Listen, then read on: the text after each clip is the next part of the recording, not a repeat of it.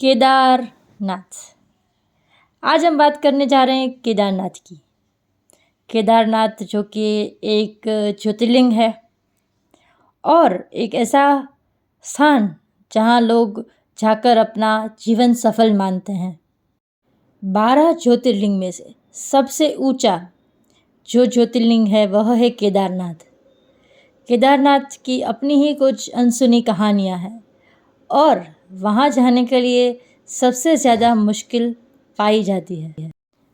हम बहुत सारे वीडियोस देखते हैं ज्योतिर्लिंग के या अलग अलग मंदिर के बारे में, लेकिन वह वीडियो हमें वहाँ पहुँचाने और वहाँ कैसे रहे उसके बारे में बताते हैं।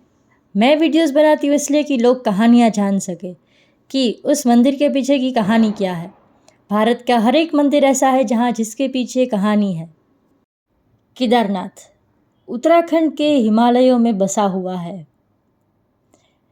हिमालय के इस भाग को गढ़वाल हिमालय कहते हैं और इस ज्योतिर्लिंग की स्थापना स्वयं पांडवों ने की थी।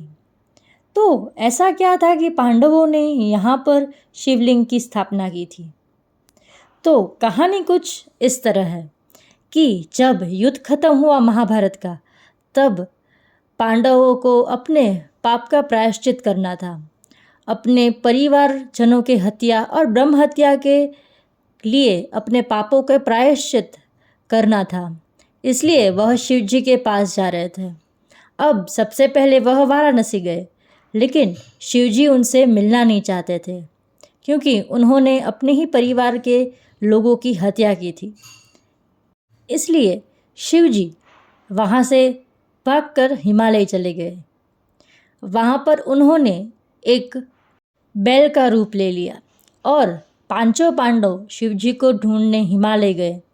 वहाँ पर भीम ने उन्हें पहचान लिया बैल के रूप में।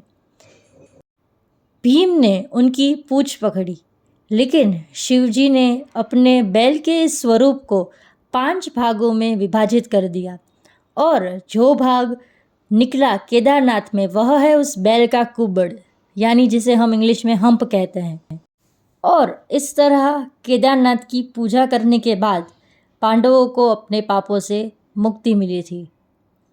केदारनाथ के अलावा वहाँ पर और 4 मंदिर हैं जहाँ उस बैल के अलग अलग शरीर के भाग हैं। उसमें से सबसे पहला है तुंगनाथ, जहाँ पर शिव जी के बैल के स्वरूप की भुजाएं हैं। उसके बाद है रुद्रनाथ, जहाँ पर बैल का मुख है। उसके बाद है मध्य महेश्वर, जिसे मद महेश्वर भी कहा जाता है, जहाँ पर बैल स्वरूप की नाभि और पेट है। और आखिर में आता है कल्पेश्वर, जहाँ पर उस बैल के बाल है। तो इस तरह से इनको पंच केदार के नाम से जाना जाता है। केदारनाथ जाने वाले लोग पंच केदार भी दर्शन करते हैं।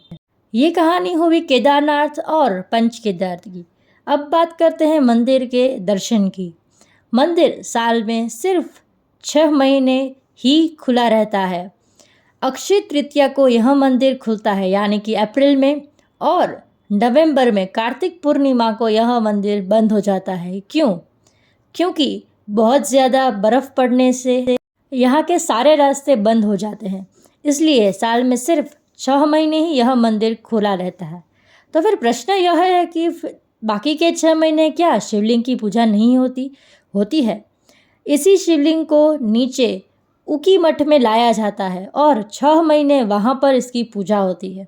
और फिर जब मंदिर फिर से अक्षय तृतीया को खुलता है, तब उकी मठ से वापस केदारनाथ लाई जाती है शिवलिंग। केदारनाथ यानी वहाँ के जगह के स्वामी, ऐसा भी कहा जाता है।